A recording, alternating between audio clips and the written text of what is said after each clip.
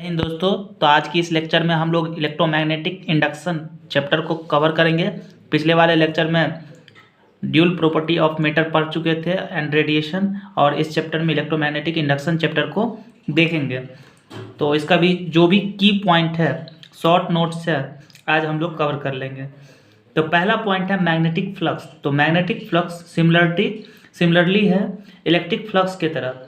इसको φm से इंडिकेट करते हैं और इसका फॉर्मूला जो होता है B dot A, dot product होता है φm is equal to B A cos theta, phi is equal to B vector dot A vector. इसका फॉर्मूला आता है, ये ऑब्जेक्टिव में पूछा जाता है इस टाइप का। एसआई यूनिट क्या होता है मैग्नेटिक फ्लक्स का? तो मैग्नेटिक फ्लक्स का एसआई यूनिट जो होता है वेबर होता है।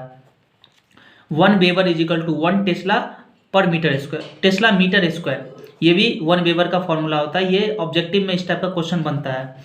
अगला पॉइंट है 1 weber is equal to 10⁸ maxwell. Maxwell के टर्म में यदि ऑब्जेक्टिव में पूछता है तो 1 वेबर का जो होता है वो 10⁸ मैक्सवेल के इक्वल होता है। कभी कभी डायमेंशन भी मैग्नेटिक फ्लक्स का पूछ दिया जाता है। तो मैग्नेटिक फ्लक्स का जो डायमेंशन होता है वो होता है m l square a⁻⁻1 t⁻⁻2। इसको डायमेंशन को आप लोग याद करके जाइएगा, क्योंकि एग्जाम में पूछ देगा, उतना टाइम आप बनाने में लगाइएगा तो फिर दिक्कत होगा, उसमें गलती भी हो सकता है। इसीलिए डायरेक्ट आप लोग इसको याद करके जाइएगा। अगला पॉइंट देखते हैं हम लोग। अगला पॉइंट है इलेक्ट्रोमैग्नेटिक इंडक्शन। तो इलेक्ट्रोमैग्नेटिक इंडक्शन क्या होता है? इलेक्ट्रोमैग्नेटिक इंडक्शन एक फिनोमेनन होता है जो इंड्यूस्ड ईएमएफ को प्रोड्यूस करता है, ठीक है। और ये जो कारण होता है वो मैग्नेटिक फ्लक्स में चेंज करने के कारण ये फिनोमेनन इंड्यूस्ड होता है। अगला पॉइंट हम लोग देखते हैं। अगला पॉइंट है Faraday's law of electromagnetic induction. तो फैराडेज एक साइंटिस्ट थे जिन्होंने इलेक्ट्रोमैग्नेटिक इंडक्शन पे 2 लॉ दिए थे, और ये लॉ जो है शॉर्ट नोट्स में पूछा जाता है एग्जाम में। तो लॉ को आप लोग, फैराडेज का जो लॉ है, first law and second law, दोनों को आप लोग याद करके जाइएगा, क्योंकि शॉर्ट नोट्स में ये क्वेश्चन पूछा जाता है। तो फर्स्ट लॉ को हम लोग देखते हैं। फर्स्ट लॉ कहता है whenever a magnetic flux linked with a closed circuit changes an EMF is induced. किसी भी क्लोज सर्किट में यदि मैग्नेटिक फ्लक्स चेंज किया जाता है तो उसमें एक इंड्यूस्ड ईएमएफ जनरेट होती है।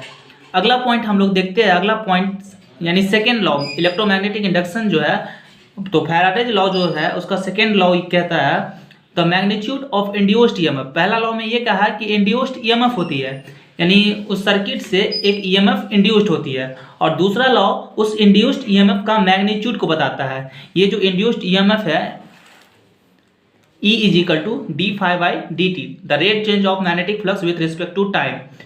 तो इसका जो सेकेंड लॉ है वो ईएमएफ जो इंड्यूस्ड होता है E इज इक्वल टू उसका मैग्नीट्यूड होता है d∅dt, rate change of magnetic flux with respect to their time is known as induced EMF. तो ये इंड्यूस्ड ईएमएफ का फॉर्मूला हो जाएगा। अगला पॉइंट हम लोग देखते हैं।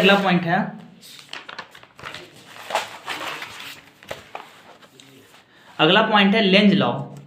तो लेंज लॉ भी शॉर्ट नोट्स में पूछा जाता है। तो लेंज लॉ को आप लोग एक बार देख के जाइएगा कि लेंज लॉ क्या कहता है। तो लेंज लॉ देखिए कहता है कि it states that the direction of induced EMF, induced current is such that opposes the cause of which produce it. यानी जहाँ से वो प्रोड्यूस होता है उसका वो क्या करता है, उसके डायरेक्शन के अपोजिट यानी कॉज बनाता है। जैसे मान लीजिए कि कोई भी चीज़ आप बोलते हैं उसका विरोध करना, उसी तरह से लेंज लॉ क्या करता है, जो इंड्यूस्ड करंट होता है उसका विरोध करता है, यानी जिस डायरेक्शन में वो रहता है उसका अपोजिट डायरेक्शन में वो बताता है। तो लेंज लॉ यही कहता है। इसीलिए हम लोग इंड्यूस्ड ईएमएफ जो लिखते हैं E is equal to -d∅dt, यहाँ पे डायरेक्शन शो कर रहा है, ठीक है। तो माइनस का केवल यही मतलब है यहाँ पे। अगला पॉइंट हम लोग देखते हैं mathematical form of laws of electromagnetic induction. तो मैथमेटिकल जो फॉर्म होता है वो होता है E is equal to -d∅dt, यहाँ पे ∅2 - ∅1/t, और नंबर ऑफ क्वाइल्स जो हो यदि n रहता है तो इसका फॉर्मूला हो जाएगा E is equal to -n d∅dt। अगला पॉइंट देखते हैं हम लोग। अगला पॉइंट है मोशनल ईएमएफ। तो मोशनल ईएमएफ क्या होता है? The induced EMF across the ends of the conductor. किसी भी कंडक्टर के एंड्स में जो इंड्यूस्ड ईएमएफ होती है due to motion of magnetic field is called motional EMF. Magnetic field के मोशन के कारण जो किसी भी कंडक्टर के एंड्स में इंड्यूस्ड ईएमएफ होती है उसी को हम लोग मोशनल ईएमएफ कहते हैं। और मोशनल ईएमएफ को आई से इंडिकेट करते हैं। आई बराबर हम लोग जानते हैं ई बाई आर। यहाँ से ई का फॉर्मूला हो जाएगा बी एल भी और आर नीचे में रहेगा, ठीक है। यहाँ से एफ बराबर फोर्स बराबर जो हो जाएगा B square L square B by R. इस फॉर्मूला को याद करके जाइएगा, ऑब्जेक्टिव में इससे बनता है, ठीक है। अगला पॉइंट हम लोग पॉइंट नंबर 7 देखते हैं। पॉइंट नंबर 7 है फ्लेमिंग राइट हैंड रूल।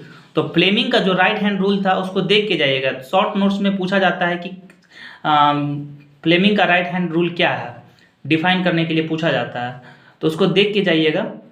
क्योंकि वो क्या करता है, फ्लेमिंग का लेफ्ट हैंड रूल जो है और राइट हैंड रूल क्या होता है, फोर्स का डायरेक्शन, मैग्नेटिक फील्ड का डायरेक्शन और करंट का डायरेक्शन बताता है। तीनों आपस में एक दूसरे पर परपेंडिकुलरली रहता है, यही चीज़ बताता है। उसको वहाँ पे शो करना है कि कौन सा थंब क्या बताता है, इंडेक्स क्या कहता है, वो चीज़ बताना रहता है वहाँ पे। अगला पॉइंट हम लोग देखते हैं motional EMF in rotating coil. Rotating coil में जो मोशनल ईएमएफ होता है E is equal to N B A omega sine omega T.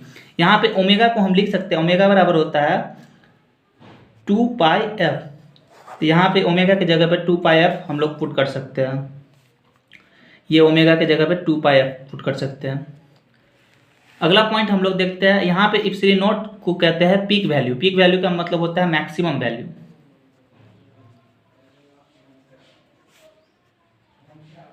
अगला पॉइंट देखते हैं, इस पे भी शॉर्ट नोट्स पूछा जाता है ईडी करंट पे।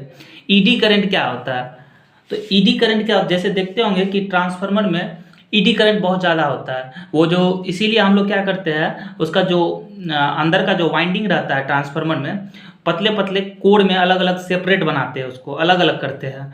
बड़ा सा जो वाइंडिंग रहता है उसको लेमिनेटेड किया रहता है वो। These are the current in solid metallic masses.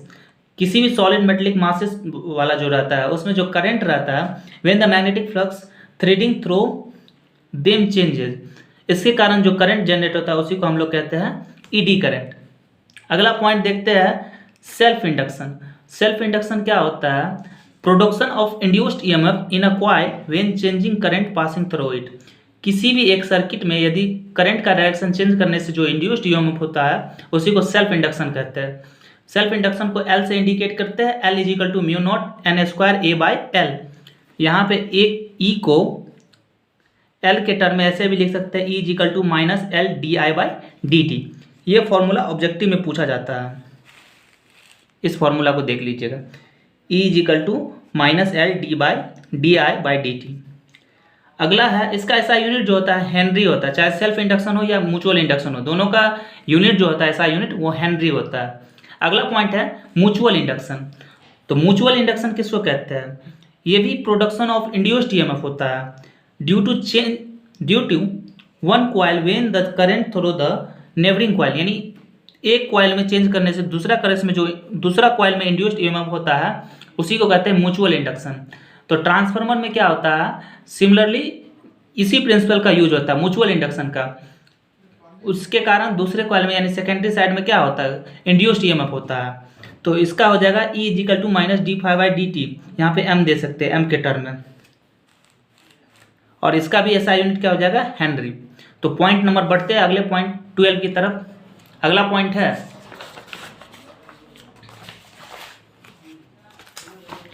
जो कि लास्ट पॉइंट है, कॉफिशिएंट ऑफ कपलिंग। इससे ऑब्जेक्टिव बनता है, इसको के से इंडिकेट करते हैं। के इज इक्वल टू होता है under root M by L one into L two. यहाँ पे L1 और L2 है, यहाँ पे L1 और L2 जो है सेल्फ इंडक्शन है, L1 और L2 सेल्फ इंडक्शन है। के जो है लाइज बिटवीन 0 और एंड 1। के का जो वैल्यू है 0 और 1 के बीच में ही बिलोंग्स करेगा, इससे बाहर नहीं होगा। तो इसी के साथ हमारा इलेक्ट्रोमैग्नेटिक इंडक्शन चैप्टर हुआ ख़त्म, और इससे जो भी मेन की पॉइंट था उसको कवर करवा दिए हैं। और फिर अभी के लिए जय हिंद, मिलते हैं फिर एक नए वीडियो में। और नया वीडियो जो होगा वो अल्टरनेटिंग करंट पे होगा, जो कि बहुत ही इंपॉर्टेंट चैप्टर है। उस चैप्टर पे अच्छे खासे क्वेश्चन पूछे जाते हैं, तो उसको अच्छे से ध्यान से देख के जाइएगा। बाकी इस चैप्टर को जो पढ़ा है उसमें शॉर्ट नोट्स ज़्यादा पूछने का चांस है। जैसे पूछ देगा कि सेल्फ इंडक्शन क्या होता है, लेंज लॉ क्या है, म्यूचुअल इंडक्शन क्या है, Faraday's law of electromagnetic induction, तो उसमें 2 लॉ है, फर्स्ट लॉ क्या कहता है, सेकेंड लॉ क्या कहता है, ये सब सारा बात बता दिए हैं। फर्स्ट लॉ क्या कहता है कि इंड्यूस्ड ईएमएफ होता है, करंट का डायरेक्शन चेंज करने से इंड्यूस्ड ईएमएफ होता है। और सेकेंड लाइन लॉ में वो जो इंड्यूस्ड ईएमएफ होता है उसका मैग्नीट्यूड का वैल्यू हम लोग निकालते हैं, E is equal to rate change of electric flux magnetic flux with respect to time, E is equal to minus d∅/dt। यहाँ पे माइनस साइन केवल लेंज लॉ से आया है, ठीक है, माइनस साइन कोई ये नहीं है कि उसका मैग्नीट्यूड में दिखा रहा है। तो अभी के लिए जय हिंद।